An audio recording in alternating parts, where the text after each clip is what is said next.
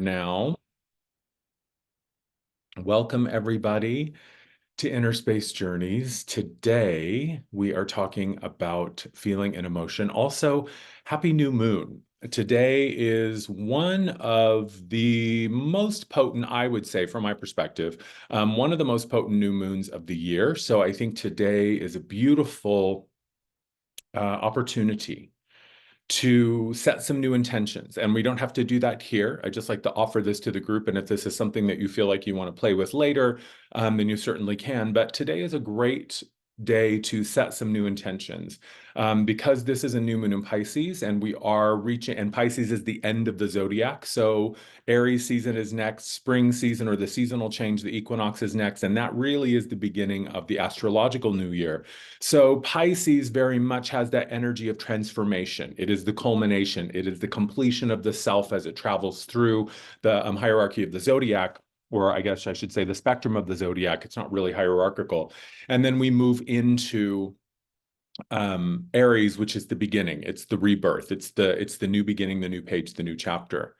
So today, as we talk about feeling and emotion, perhaps it is something that you feel like you want to create a new relationship with your emotional self, your emotional field, a new relationship with your emotional life and your inner world. And I'm curious, and you can just drop your response in the chat.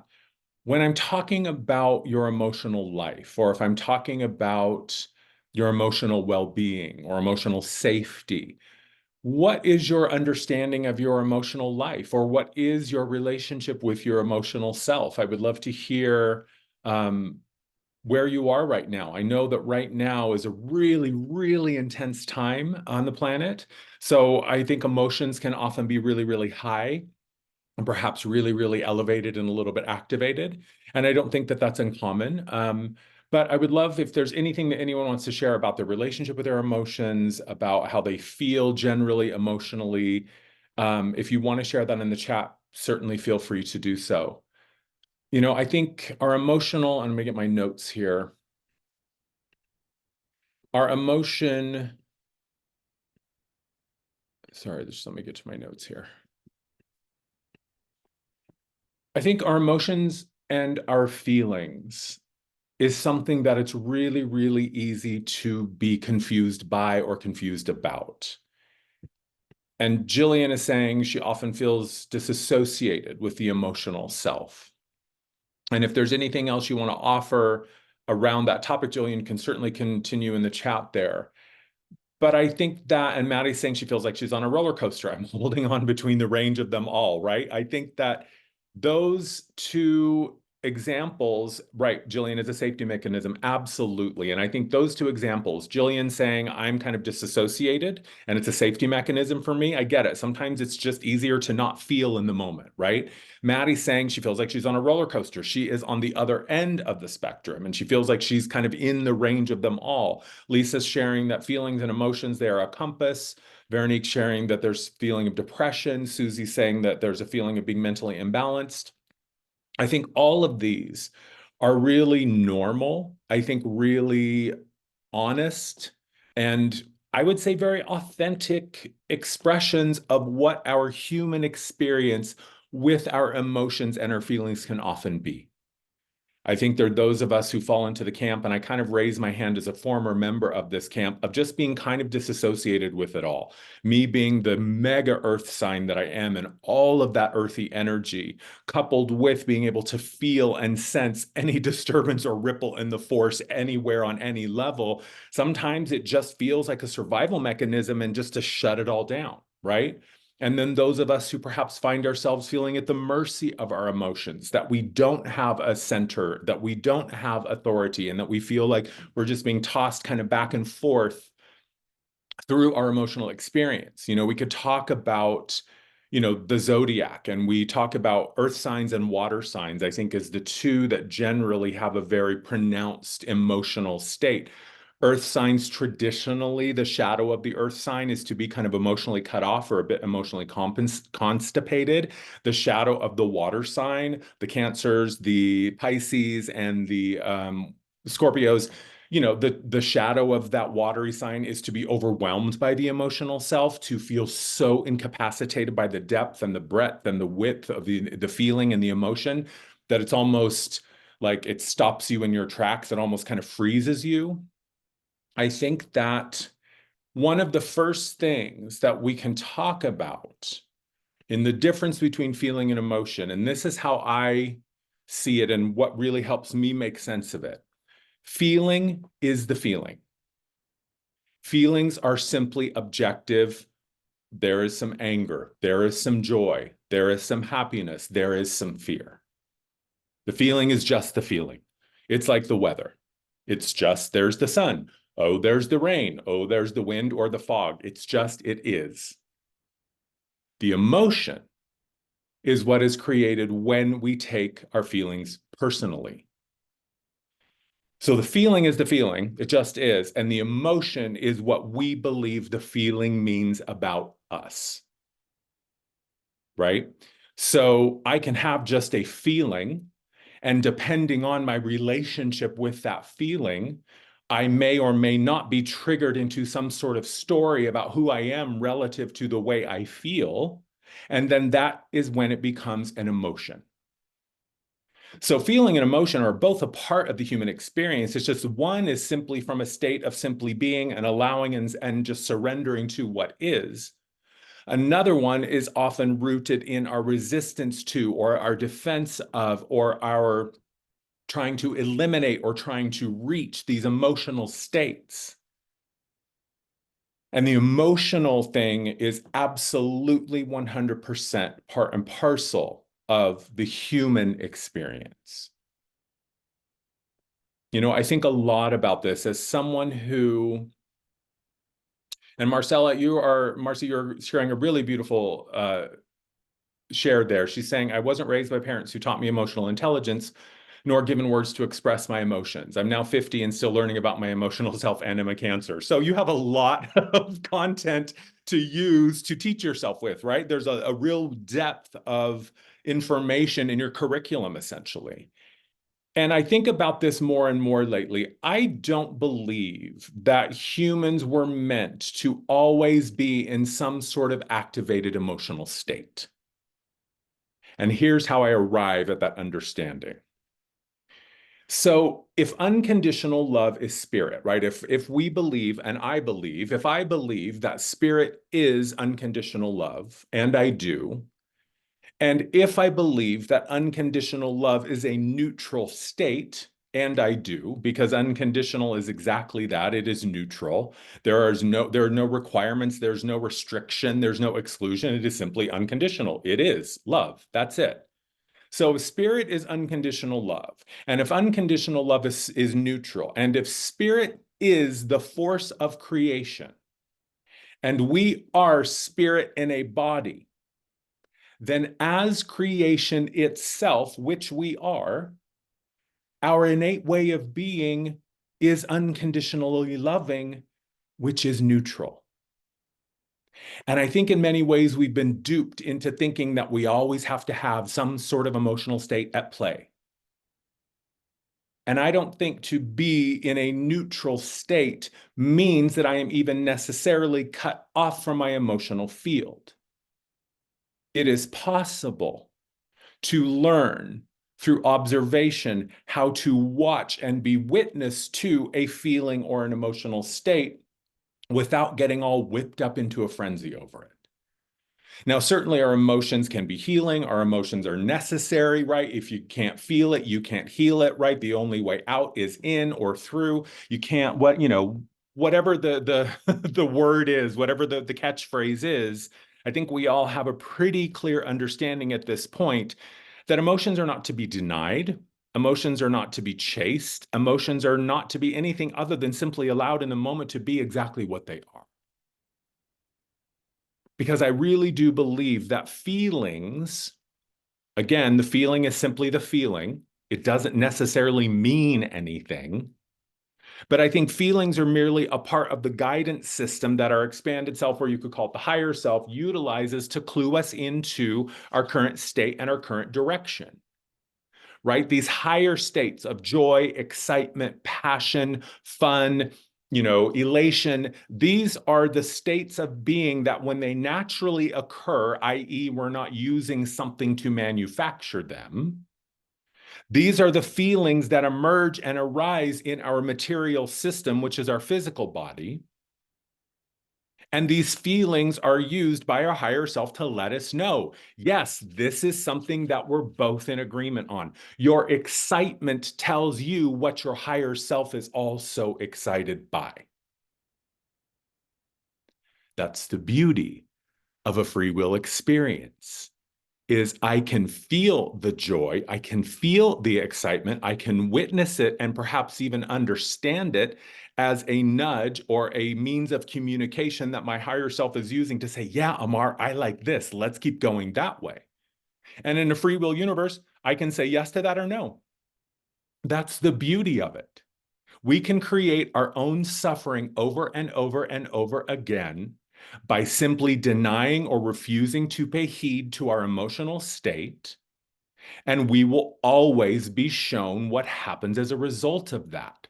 That is the key with unconditional love and free will. We are so loved unconditionally and are so free to do and be as we please that we can even choose to believe that we are helpless, that we are unloved, that we are powerless, that we are a victim, that we need permission, that we need an invitation.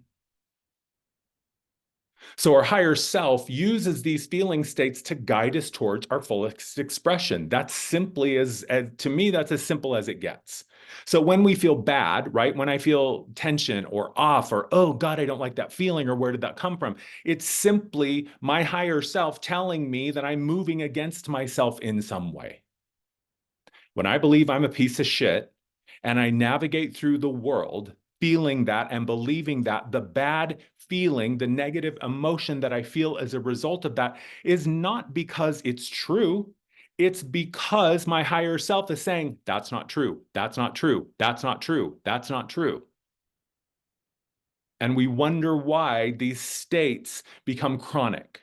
We wonder why that feeling bad is something that just happens all of the time. And then with enough time, it now becomes a symptom. And then we call it a disease. And now it's something that's physically lodged in my body. And yet all it was in the beginning was my higher self saying, go that way, or you can go that way, but I'm not going to actively join you. I'm just going to watch. So a feeling is a feeling, and emotion is created when I take the feeling personally. There's another thing here that I think often happens. I think often what happens is our emotional states can actually become an identity. Because there's something else that happens when I'm in an emotional state and it becomes chronic. The body becomes accustomed to, often even dependent upon, the neurochemicals and the biochemicals that are created in my physicality as a result to an emotional experience. And I think that sometimes what happens is we're afraid to process our emotions fully and completely. We just don't want to feel it. So we find a way to numb it, or we find a way to avoid it, or we find a way to bypass it or temporarily shut it down. And then it becomes like something that's stuck. It's like a room full of smoke and the windows aren't open and there's no ventilation. The smoke has nowhere to go. There's no way to get any fresh air or clarity into the room. So we just continue to breathe this unhealthy, toxic environment. And then our body begins to respond to the toxicity of the environment because of its innate resiliency. And then we begin to identify with the unresolved emotions as simply a state of being. Oh, that's the angry one. That's the sad one. That's the depressed one. That's the emotionally cut off one. That's the emotionally overwhelmed one. And then it becomes an identity. And then we begin to believe that we are our emotions. Who am I if I'm not the angry one? Who am I if I'm not the funny one? Who am I if I'm not the sad, depressed Eeyore? And so we begin to believe that if I am my emotions, then once the emotions go, so do I. I call it emotional hoarding. We say we want emotional freedom, and then we are given the opportunity to create it for ourselves.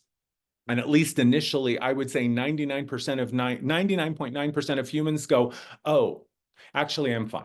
I don't want to be free. I thought you were just going to free me. I thought you were going to give me freedom. No, I can't be free. I can't do it myself. And that's the whole point of coming to this planet at this time, was to remember how to liberate ourselves. So nobody is going to free you. And the irony of it all is that you are already free. You are so free that you are allowed to believe that you aren't. That's how free you are. And nobody's going to stand in your way. Our feelings can only become emotions in the presence of a belief. If I have no issue with anger, let's just use anger as an example, because I think it's one that many of us have a difficulty with, especially within the context of these spiritual circles, because we're often brainwashed into believing that, oh, love and light, I can only feel good things. I can only be happy. That's not true. That's total bullshit. But I digress. This is a conversation for another day.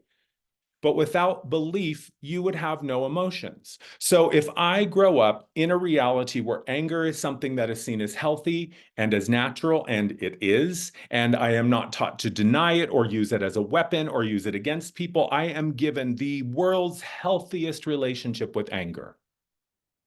And I grow up and am programmed to be perfectly okay and at peace with anger. So now, as I proceed through the world as an adult, if anger comes into my body, comes into my awareness, comes into my experience, I'm not going to fight it. I'm not going to run away from it. I'm not afraid of it. I'm not going to try to make it be something else. I'm not going to avoid it. I simply let it move in. Oh, there's anger. Oh, what am I angry about? I'm not sure. Oh, yeah, that one thing, there it goes and it's gone. So if I have a relationship with a feeling or an emotional state that is balanced and clear, and I am absolutely centered upon it, then an emotion or a feeling is not going to trigger me. It's simply like the weather.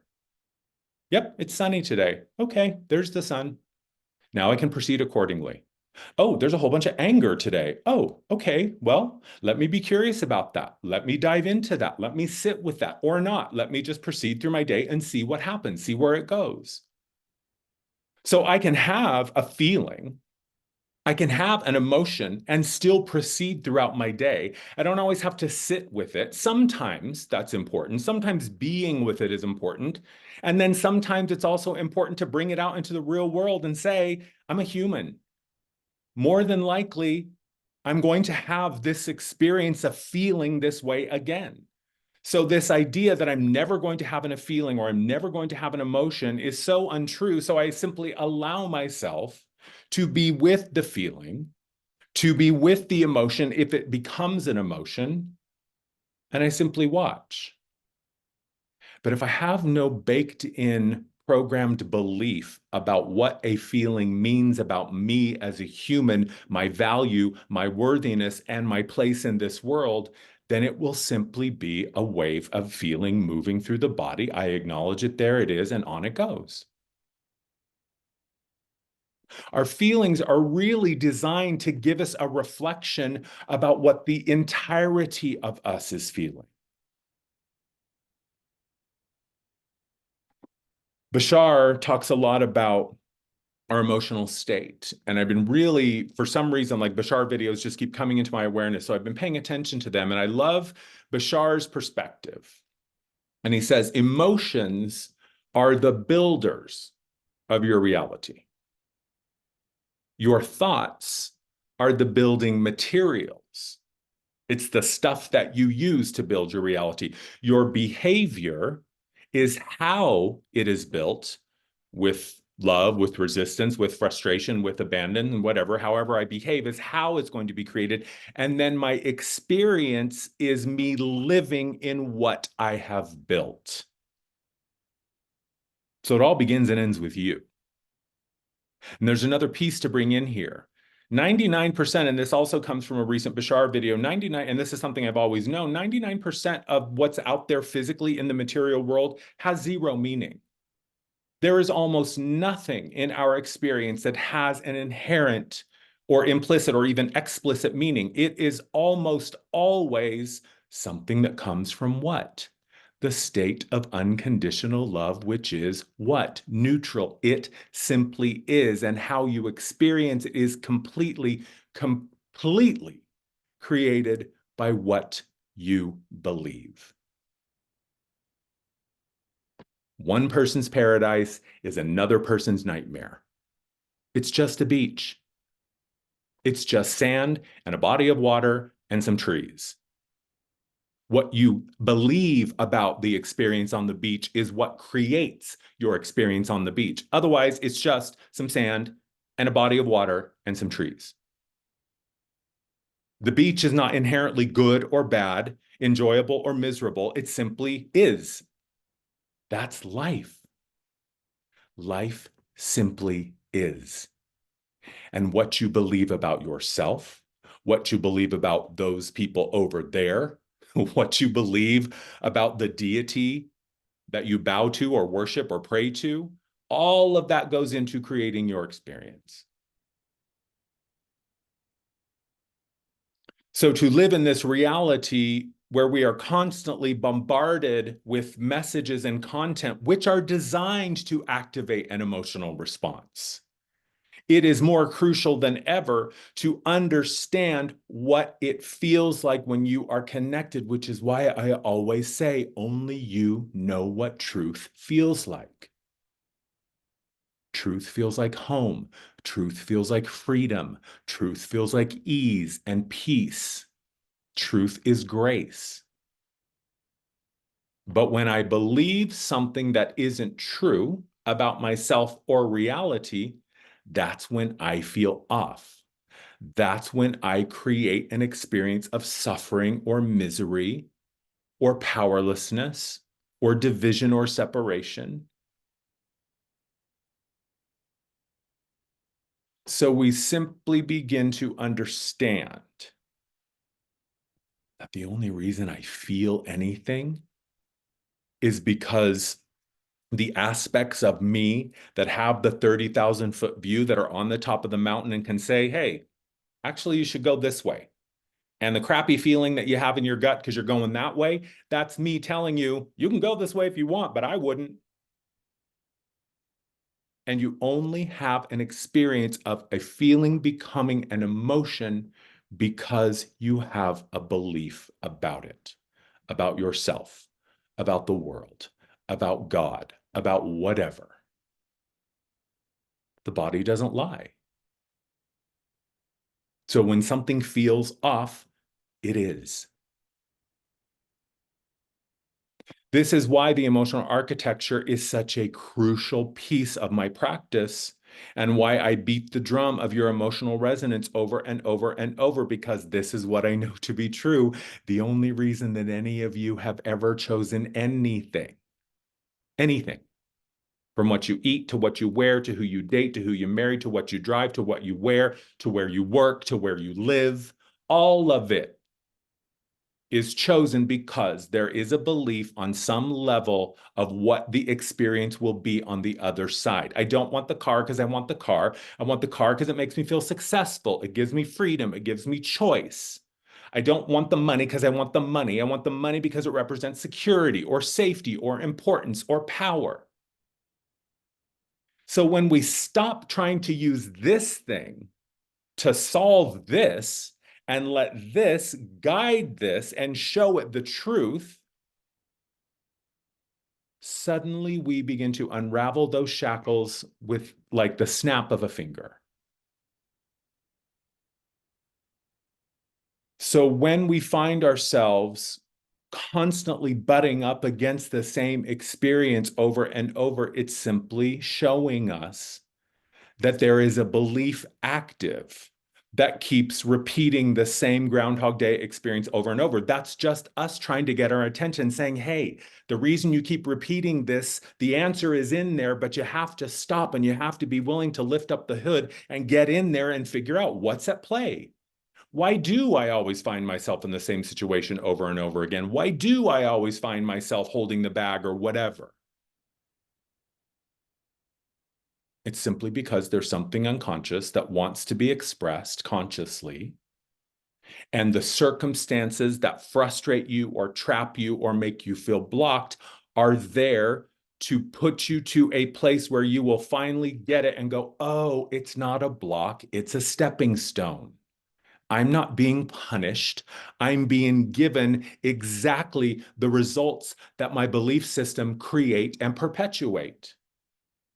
And when I find myself in Groundhog Day over and over and over, that is always an opportunity to go, wait, what haven't I done here? What haven't I tried here?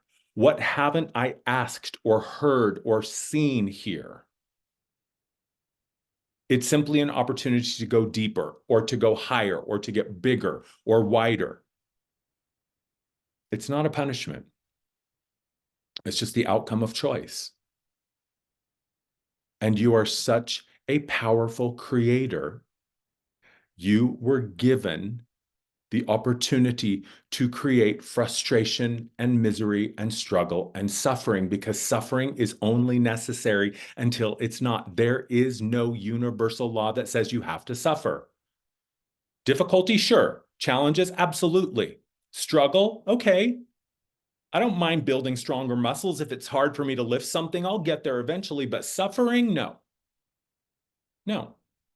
Suffering is just me moving against myself willfully. Suffering is just me saying, yeah, I know it feels like shit when I do this, but I'm going to do it anyway. And maybe it's because I don't know any other way to do. When you know better, you do better. Yes, Daniel, it gives us an opportunity to choose different.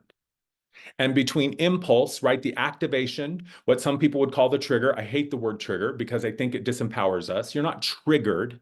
You're not a victim. You are being activated into something. That is an opportunity for healing. That is an opportunity for resolution. So you are activated into something, and then there's a tiny little gap in between activation and choice. The choice is what you do, how you act, what you say, or what you don't say, or what you don't do. And in between those two states of activation and choice, that is where your power lies. And the best way that I have found to expand that moment of power, through observation, through stillness, through learning what it feels like when you are connected in that seat of sovereignty, and then doing your level best to keep your butt in that chair all of the time. Bashar said something recently that really kind of knocked me on my ass. He said, if you find yourself in the same situation over and over and it's not changing, it's only showing you one thing. You haven't changed yet. If you have the same situation and the same circumstances and you find yourself there over and over and you always do the same thing, it is simply an illustration of the fact that you have not changed. And then you have a choice. Do I want to experience this again? Yes or no? Yes. Cool. Then you're good. Don't change. Do I want to experience this again? Yes or no? No, not really. Awesome. Then change. And you won't have to. Not changing is simply you choosing the same thing. You cannot stand there and say, I hate this, and not change and expect it to change. If you lost 50 pounds and then you looked in the mirror, you would see absolutely a clear reflection of the fact that you lost 50 pounds. Because the mirror always reflects the change. So if the mirror of your life is not reflecting change, it's because you haven't changed. Very simple. So we all like to talk about change. We love to talk about change. I think that's probably one of humans' favorite things to talk about is change. Now, what we actually do is totally different. I'd say 100% of the change that is talked about all of the time, maybe 10% of that actually happens. We just love to talk about it because it makes us feel important. It makes us feel like I did good work. Oh, I had a really good conversation today. And what'd you talk about? Oh, I talked about what I'm going to do. I talked about how I want to change. I talked about how I hate it so much. Wow. And then what happened? Oh, it just felt really good to talk about changing. Oh, okay. So you're just a spectator. You don't actually want to change. You just want to watch other people do it, comment on their change or lack thereof, and then sit back really, really satisfied with yourself. But did you do anything besides blow 20 bucks on lunch? No, you didn't. So if we don't like what we see, if we're tired of the same old thing, there's one choice. Well, there's two choices. Do nothing and continue to complain and wonder when it's going to change, or change. That's it.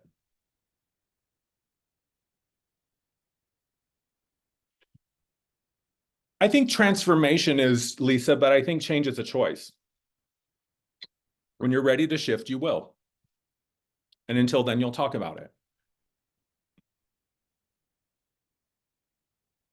And it's important to feel good about it, right? Talking about it isn't something that's bad. It's how we prepare ourselves for it. But don't for a second fool yourself into thinking that talking about it is changing. It's not. There's one act that creates change. That is choosing change. That's it. Absolutely, Daniel. It is absolutely okay for us to not be ready. And that's the other thing. We have this idea that somehow not changing is a bad thing. And we feel often like we are being judged and we judge ourselves. Oh, I should be. Oh, I wish I was. Oh, I want to be. No, you don't. If you wanted to be, you would be. So it's okay to say, God, I really wish I was ready to let this go, but I don't think I am. And that was the message when I was doing those tarot readings at the beginning of the year, the 2024 tarot forecasts. I that message was coming up over and over and over again. Was Spirit saying this year, basically, Spirit is coming to each of us in each moment saying, do you like this? Yes or no? Simple answer, no trick question. And I won't be offended if you don't like it. Do you like it? No. Okay, cool. What about this? Do you like it? Yeah, that's cool. Awesome. And if Spirit says, do you like this? And you say, yeah, I really, really want that, but I can't have that yet. I don't deserve that yet. I'm not worthy of that, or I'm not ready to sustain that. I'm not ready to become the version of myself that is required to sustain this reality. So I'm going to stay where I am. I need another turn on the merry-go-round. I need another set of training wheels. And Spirit will say, all right, my dear, I love you. That's it. You can have another turn on the merry-go-round if you want. It's entirely your choice, but stop pretending that it was not a choice. You completely disempower yourself. You completely deny the truth of who you are when you believe that it was anybody else's choice but yours. And yes, sometimes it doesn't make sense. Sometimes we, from our human perspective, go, what the actual fuck is happening? How did I get here? And that's usually evidence that one thing has happened. The change has just been guided, has been activated at a higher level of self. It is your higher self that is catalyzing the change through bringing you these circumstances that are corrective, right? The sudden shift, the sudden explosion, the sudden implosion, the sudden bottom dropping out, which, by the way, I think we're going to see happening more and more and more. In the past week, I had 3 clients who in 24 hours, their life was completely different. So when we allow ourselves to be guided, when we allow ourselves to be shown where we are using our emotions against ourselves, then we can see, oh my God, it's been here the whole time. It's been here the whole time. What you want is already here. And whatever it is that's active within you that prevents you from seeing it, that allows you to avoid seeing it, that cuts you off from it, whatever it is, It's something that is within you that can be altered. It can be changed and it can be shifted. And it's really a lot simpler than I think most of us would believe. And it does require us to go within and feel the things that we have not allowed ourselves to feel. Emotions are not here to hold you back. Feelings are not here as a punishment. It is not a reward merit-based reality that we live in. It is simply you and your relationship with yourself. And our emotion and our feeling states show us what we believe. People show us what they think about themselves all of the time. Why did they stay in that horrible relationship? Why did they stay in that horrible job? They were miserable for years. Why did they stay? Because there was a belief that told them that they had to.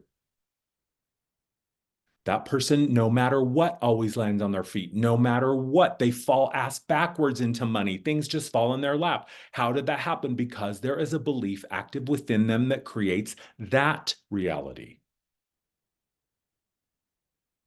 So when you see someone acting in any sort of way, it is simply showing you what beliefs are active within them. That's what allows them to make those choices and take that action. That's what I've been saying over and over and over and over about the horrific things that are happening on the planet. It all comes back to belief. You believe that those people are that way. Therefore, your actions against them are justified. But I'll tell you what, if you were to feel the emotions that support the choice and the belief that these horrific acts are justified, if you felt the emotions that drive that, you would never raise your hand against another living thing again. That's how people can get away with these horrible, awful things. They just don't feel it. They don't have an emotional experience of it. They are, for whatever reason, completely divorced and cut off from their emotional self, the mental noise of the belief, because beliefs live primarily in the mind. And when that voice is so loud, it overrides every other system of communication within my field. I can get away with all sorts of horrific things and not lose a minute of sleep. So I have deep compassion for those souls when they go through that life review at the end of this experience and have to feel all the things that they never felt. But you don't have to do that if you're willing to feel now what wants to be expressed through you. You are simply a facet on a crystalline structure. And no matter which way I look, if this was clear, if this was a prism and you can see all the different faces and facets on this crystal, each one of these would give me a completely different view of reality. Have you ever taken, like when I was a kid, my granny had one of those little prisms that hung in the window. I have them up here too, but the curtains are closed, and rainbows would just fly all over the room and the sun would hit it. And I used to love to take that little prism and just hold it up to my eye and try to navigate the world through this kaleidoscope of all these different perspectives and facets. But that's really what you are. You are a singular facet on the one crystalline expression of the divine. And so everything, the light and the consciousness that flows through you as the facet, as the lens that focuses you into reality, there is nothing else like your experience in all of creation. So all you have to do is pay attention to this. What does it feel like? What do I get the sense of? How do I know? I just feel it.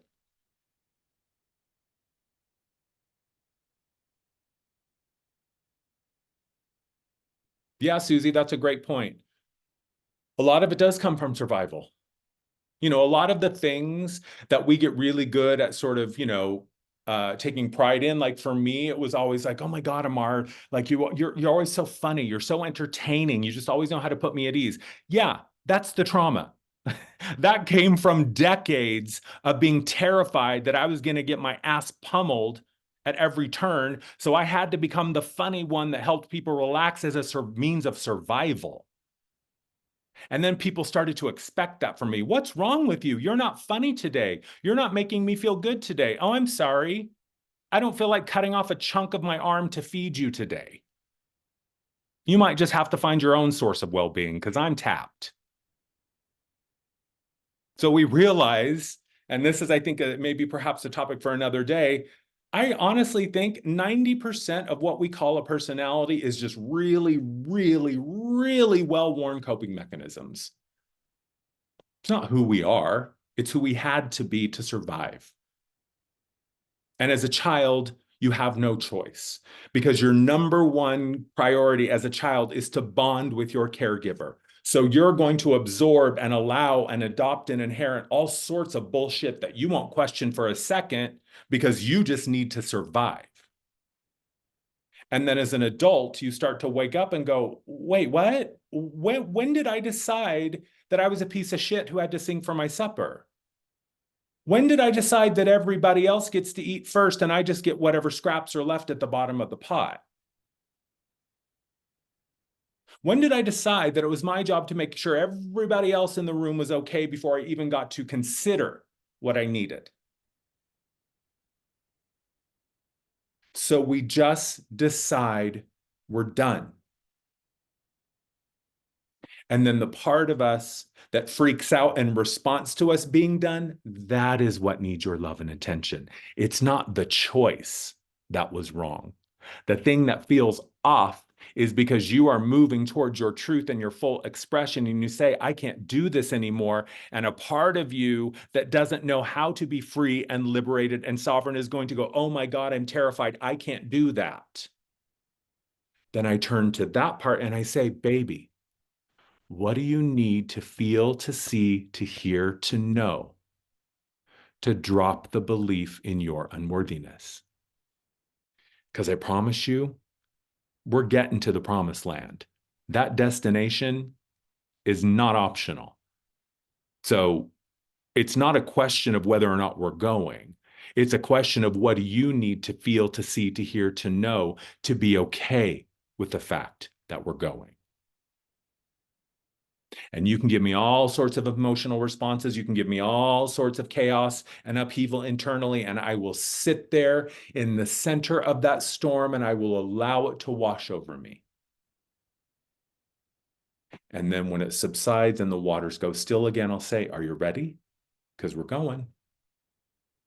And it'll thrash and it will be chaos again and it will explode and it will screech and it will holler. And then it'll eventually tire itself out. And I say, okay, that was good. I felt that. Are you ready? Because we're going. And you just keep doing that until there's no more resistance left. The parts of you that can't go aren't out to get you. They just have no frame of reference for where you're going. So when a feeling that just is becomes something that we take personally, and now it means something about me, that's just showing me a belief. And beliefs are easy. They're like clothes. You could change them every day if you wanted. Beliefs are disposable. Beliefs are disposable.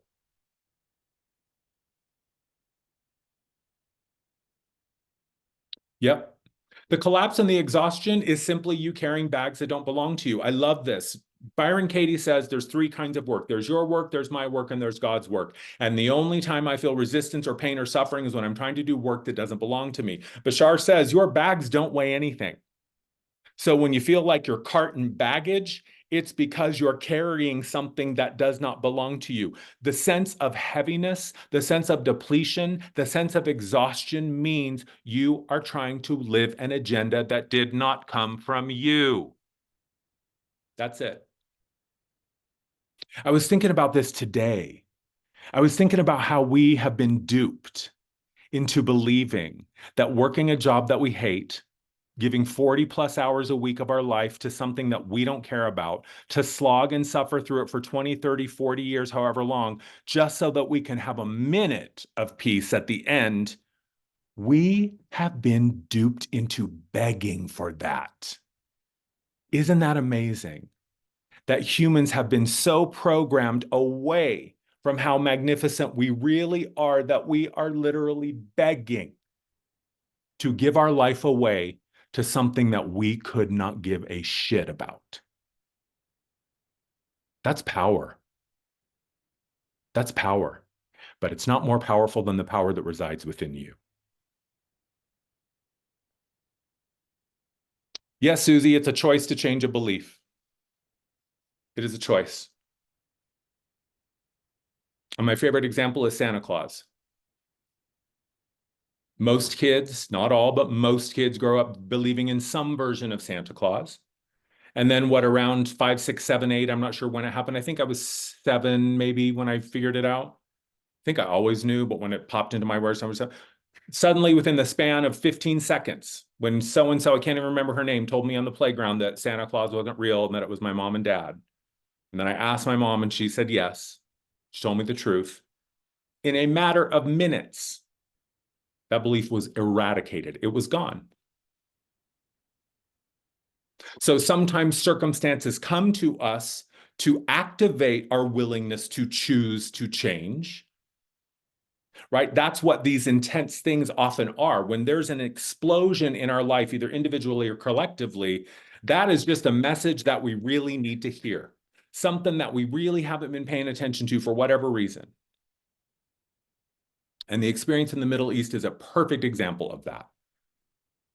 For whatever reason, we humans just need to believe that it can only be important when it's really, really ugly.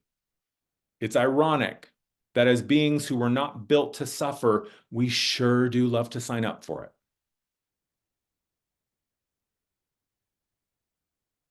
So it's simply a choice. And this is the other thing, you don't have to know how. You just say, I'm done. I'm done. So, Spirit, how do I become the version of self that doesn't need that anymore? I am calling forth the versions of me that don't need that behavior or don't believe that belief or don't invest themselves in that version of reality. I would love to work with them so that they can teach me how to move beyond. So you don't have to know. That's the thing. I think a lot of times, because we have been so brainwashed literally into thinking that it's our intellect that solves all the problems, when we butt up against something that we don't understand or that we can't solve, what do? We always go to the head and we frustrate ourselves and we exhaust ourselves and we deplete ourselves because we're using a mechanism that doesn't work. This is not built for that. It's like using your calculator to get your email. That's not what it was built for. So you don't think your way through it. You feel into it. It's not about changing the behavior. It's about becoming the version of you that doesn't need that behavior to thrive. So, yeah, Daniel, that's it. When you can allow yourself to be in the unknown and be okay, that is freedom. When you can maintain your connection to your equilibrium, whatever equilibrium feels like for you, right? For some people, equilibrium is just neutral. For some people, equilibrium is to be a little bit higher in vibe. Some people, equilibrium is a little bit more low key or a little bit more laid back. Whatever your equilibrium looks like and feels like, when you can maintain that regardless of what is happening around you, hello, we've been talking about this, the eye of the storm. The eye is the place of peace. It is the center. So when you find the center and you remember how to stay there, pop, that's when you pop through to the next level of reality because you've shown yourself, yeah, I can hang out in this reality and be totally non-bothered. Now you're not attached. Now you're not in resistance. Now you're not grasping. Now you just are. You're in a state of being. And when you can simply be, and maintain your being, you watch the feelings as they move in and, ooh, maybe there's even an emotion. Ooh, look at that tear rolling down my cheek. I'm still here. I'm still connected. I'm still fully present. That's it. Because the unknown is the only place where miracles reside. The unknown is the only place where something new can happen. The unknown is the realm of co-creation and collaboration. So when I refuse to judge my emotional state or my feeling state, and I simply allow it to be, and I'm curious about it, and I'm willing to investigate it or dance with it, or at least just keep my eye on it, it always shows me. It always shows me.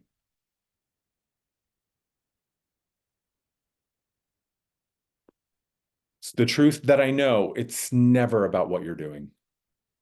It's about how you feel about what you're doing that counts.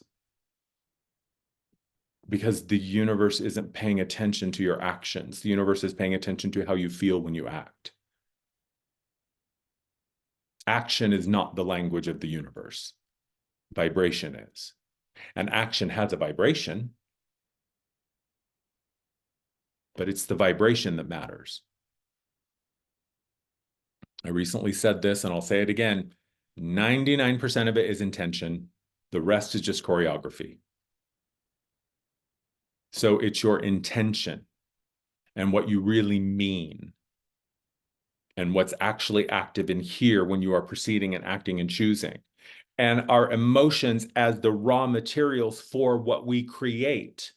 When I am challenging every single one of you, either listening to this live or listening to the replay, for the next 72 hours, do your best to only follow the things that in the moment feel the most exciting or the brightest or the shiniest. Now, this is relative. On a really bad day, when you're just stewing and you're a little tempest in a teapot, being a little just kind of neutral might be a step up, right? If I'm angry, then neutrality or not caring is actually kind of a step up in my vibration. My point here is when you don't know what to do for the next 72 hours, if the only thing that you focused on was what just feels like the best choice I have in this moment right now, amazing things would begin to happen. But it's just a matter of trust.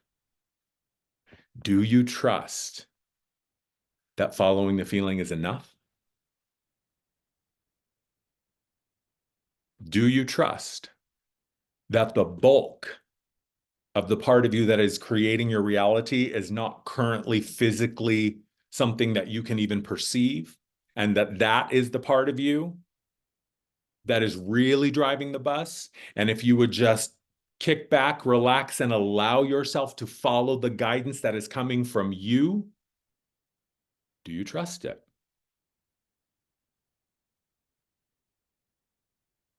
Be really interesting to see what happens.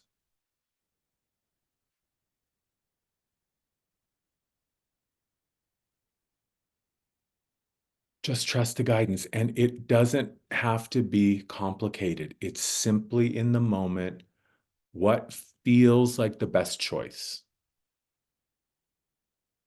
what feels the most exciting or liberating or relaxing or creative or inspiring or whatever the thing is you feel like you want in that moment. Simply follow that and see what happens.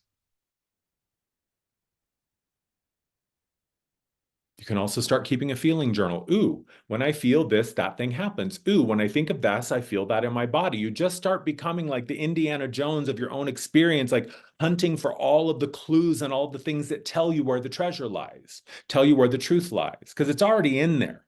That's the thing.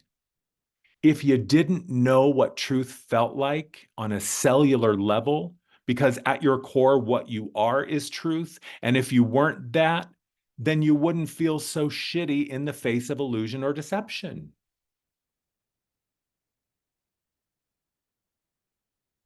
You can't know what hot is unless you've been cold. So you can't know what freedom is unless you've experienced imprisonment or enslavement. So as a being that is inherently free, You came to this experience that is built in many ways on limitation so that you could know what it's like. And so, in that sense, the gift of limitation is that it shows you how deeply you are free. Because if I wasn't a being who was inherently free, then limitation wouldn't feel bad.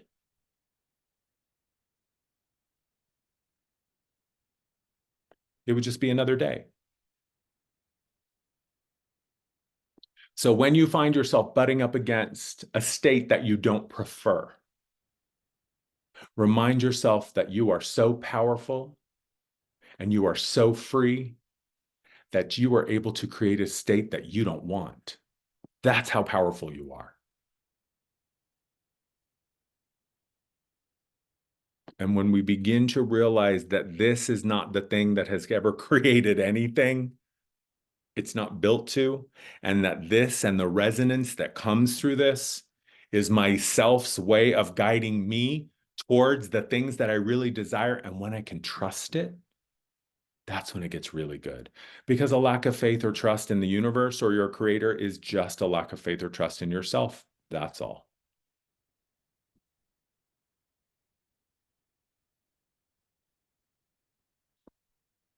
All right, friends, we're going to take 2 minutes. If you need to use the restroom, do a bio break, adjust your situation. We're going to come back. We'll do the energy work. So again, finding a place where you can kick back and relax. You don't have to lie down. You can if you want, and that you'll be uninterrupted and blah, blah, blah, blah, blah. So we'll come back in 2 minutes and then we'll dive in.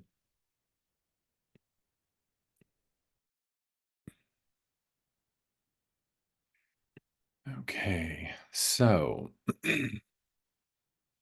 go ahead and just find a spot that's comfy.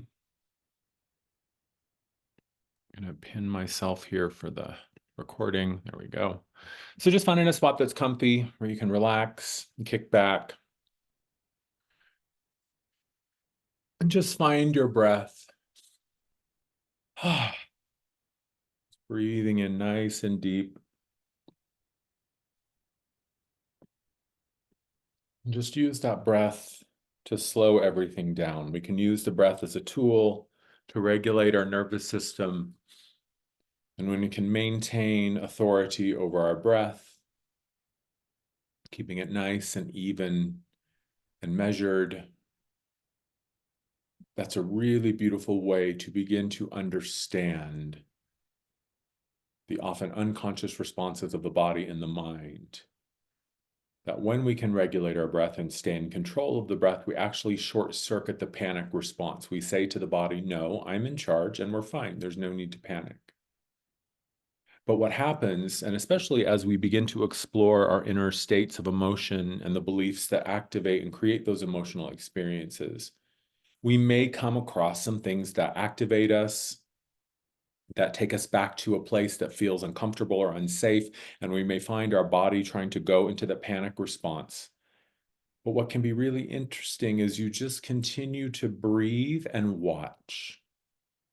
And with enough practice and with enough devotion to this mechanism, essentially, you can begin to watch like, wow, whenever I hear that word or think of that person or have that memory or see that thing, I'm activated into this inner state of panic. But as I sit and I just watch it and I breathe, then I get all sorts of insight about what happens in my inner experience. Because here's the truth, you are not the body.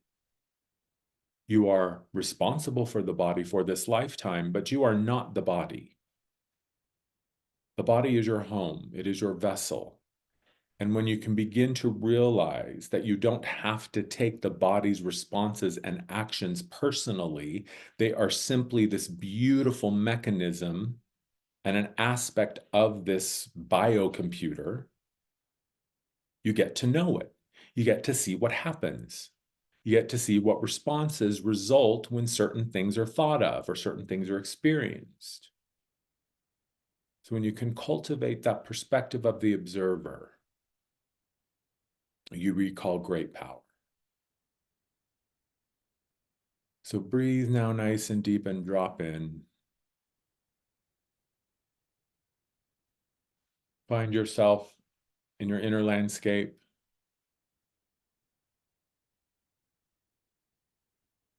breathing in nice and deep as you then travel to your inner temple.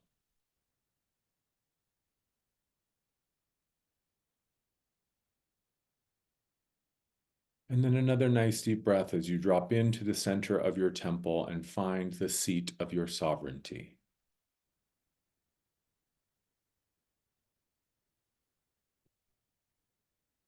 And wherever that spot is that you connect,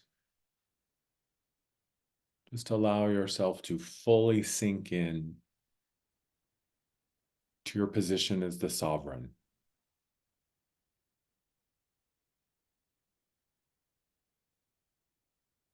And breathe in nice and deep. There we go. Dropping into the fullness of self.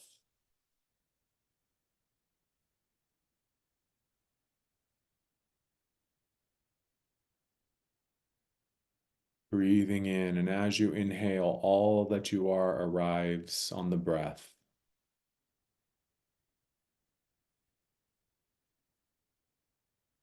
We're calling the purest, most expansive aspect of you that you can currently embody within your physical system, and we are asking it to arise and activate. It is time to begin to recall your true nature. And so by inviting the purest aspect of self into your field, you begin to see the truth.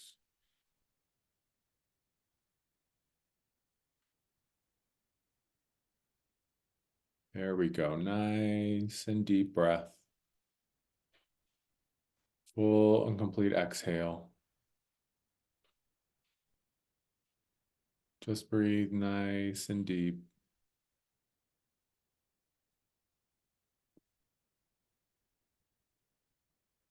And we simply allow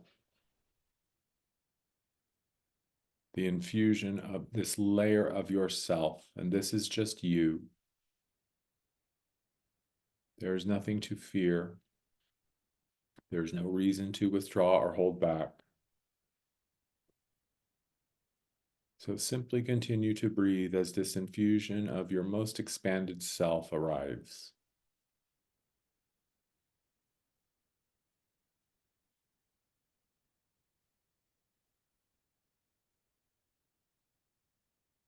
And this doesn't have to be complicated or dramatic. It can be as simple as a breeze moving in through the open window.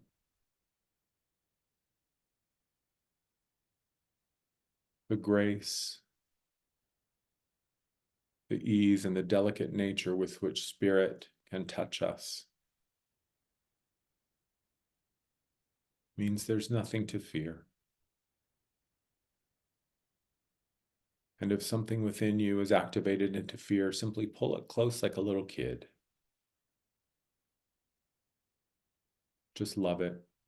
Just hold it.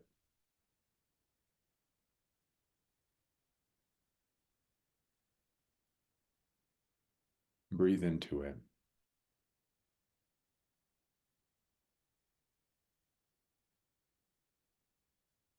And just breathe.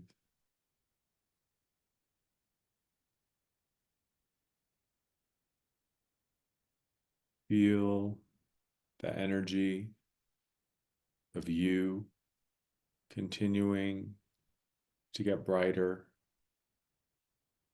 like the volume on a radio that's slowly being turned up. And start to hear more clearly.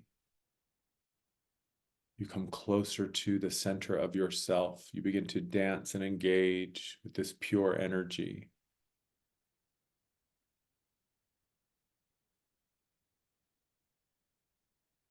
And on the day of the new moon, it's a perfect opportunity to set a very simple, very easy intention that you are willing to move one step closer to being the most fully expressed version of you that you can. Free from restriction, free from hesitation, free from the need for validation or acceptance.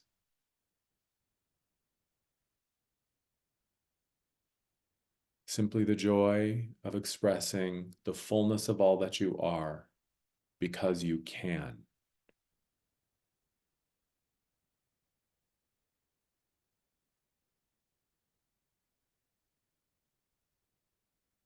And breathe that in.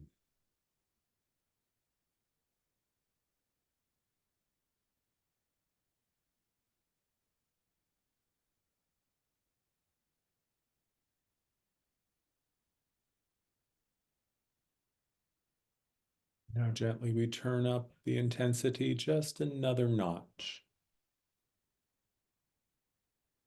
Just breathing and allowing the light to grow.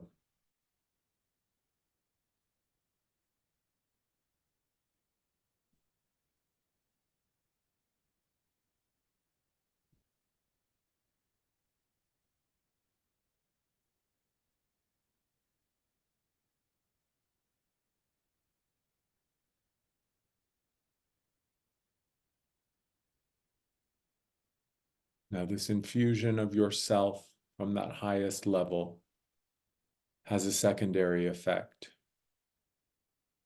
This light begins to infuse itself into all of your cells, all layers of your material self, the mind, the body, the energy, the emotions, all that you are is liberated by the presence of this self. And you don't even have to know how it happens. It's as simple as shining a light into a dark corner. It simply happens. You do not have to understand the science of light. You do not have to understand the physics. You do not have to understand anything about the material world. You simply push the button on the flashlight and you illuminate the darkness. It is the same thing. In the presence of the purity of self, all that stands against it is simply washed clean.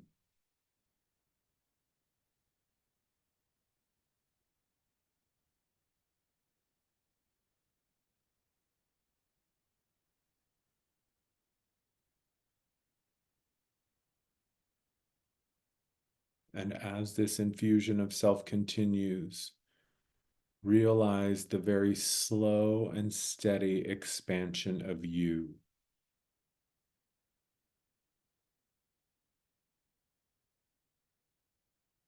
Your field of energy, the presence of your being grows brighter and clearer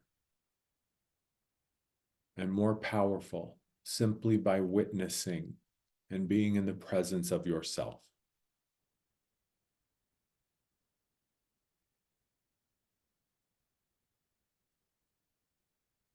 It is like the sun. This purity of self does not have to do anything but be. Just like the sun only has to shine. It doesn't work to radiate. It doesn't work to share light or heat. There is no effort. It simply is.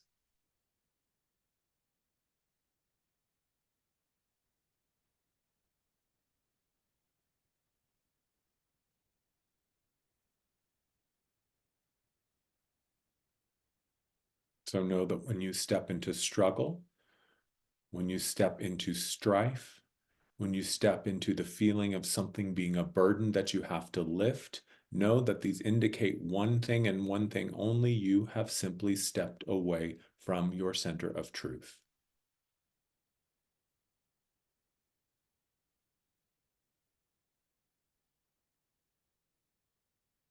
You are creation itself, and creation has never once struggled to create.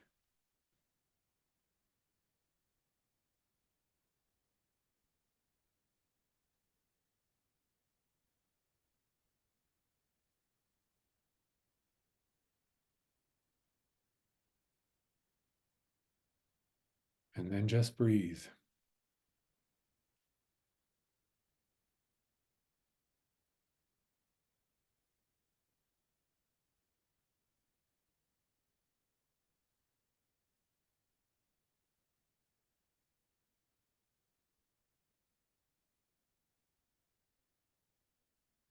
Now we'll ask for Spirit to offer something to you specifically. We're simply asking Spirit or yourself at that highest level to show you one belief that is untrue that you can begin to work with in a way that is very easy, very effortless, and really not much of a challenge at all, so that you can begin to get the hang of it, to remember how to liberate yourself from belief.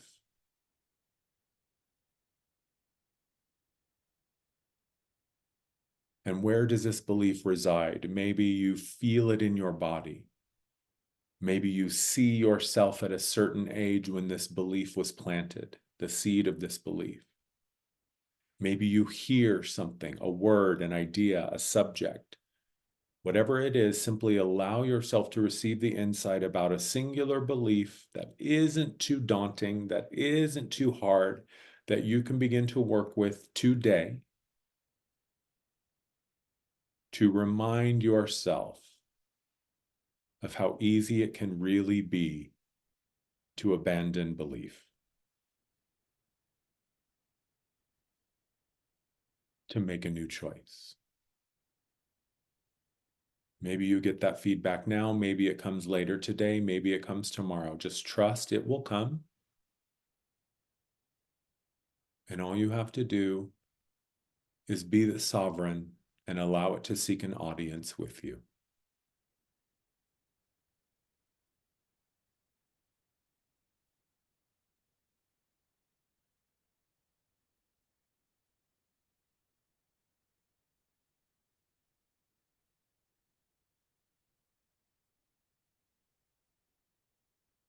And then after you have asked for the belief to present itself, one more request.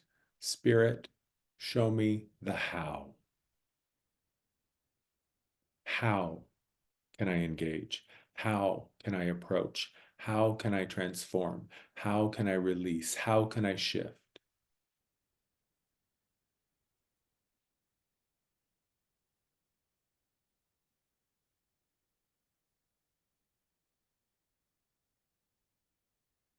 And then just come back to the breath.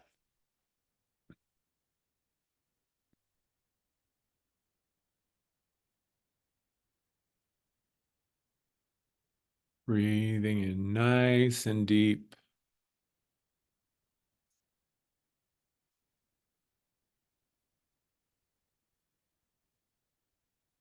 Gently bringing your awareness back to the room. Breathing in nice and deep. Gently bringing your awareness back to the body.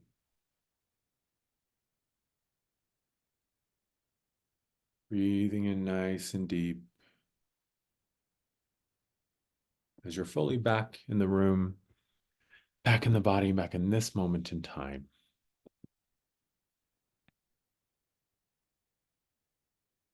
Take a few more deep breaths, give a nice big stretch. And whenever you're ready, you can come back.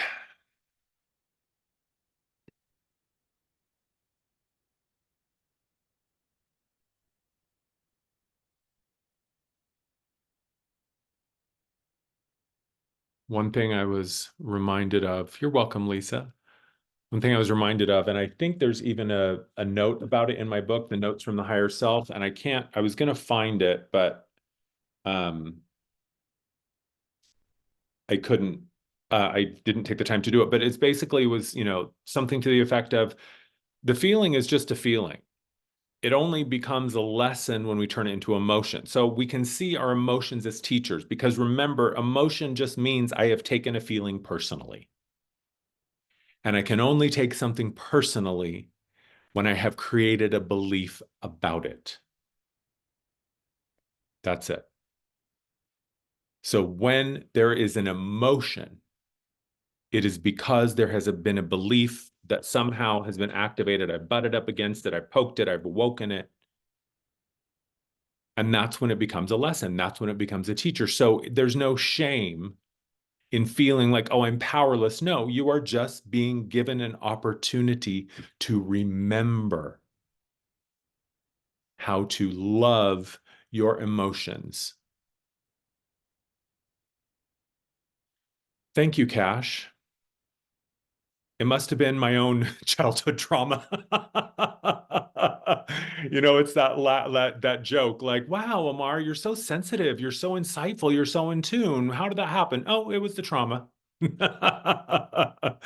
was the trauma. But you know what? I wouldn't change it for a second. I would not change any of it because that is what allowed me to feel as much as I can feel. And the gift of the depth of the feeling that we all have access to. At first, I will tell you, it was fucking terrifying. But now I wouldn't change it for the world because I know that it is not a liability. It is not a burden. It is a gift and a superpower. That's it. And don't fucking forget who you are.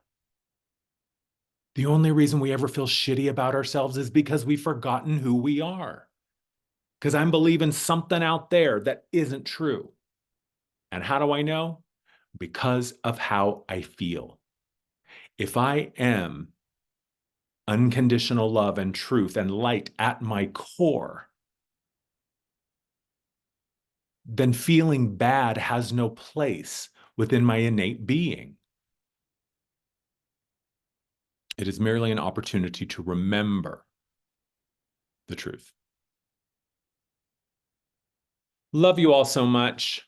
As always, these gatherings are free. If you feel inspired to donate, there's my Stripe link and my PayPal link. You can use a credit card on Stripe if you need to, but not required. Always appreciated. Again, the replay will live on YouTube. I'll be posting that later on this afternoon, so you can find it there. Taking a brief hiatus from Instagram, but I'm still sort of active on YouTube. But signing up for my newsletter is always the best way to stay connected because that's where I share all my stuff. Happy March, everybody. Happy Sunday. Mwah. I love you all so much. Thank you so much for coming today. Thank you for hanging out. Have a fabulous week and follow the bright, shiny things. Don't forget, follow the bright, shiny things. Follow the feeling. Be easily distracted. Be like a little fucking hyperactive ADD squirrel. Like just follow the bright, shiny, exciting, interesting things. That's you at the highest level saying, yes, go there. And when you feel shitty and you do it anyway, you don't beat yourself up. You just remember you hit that reset button and you come back to the center and you do it again. Mwah. Love you all. Have a great week. See you soon.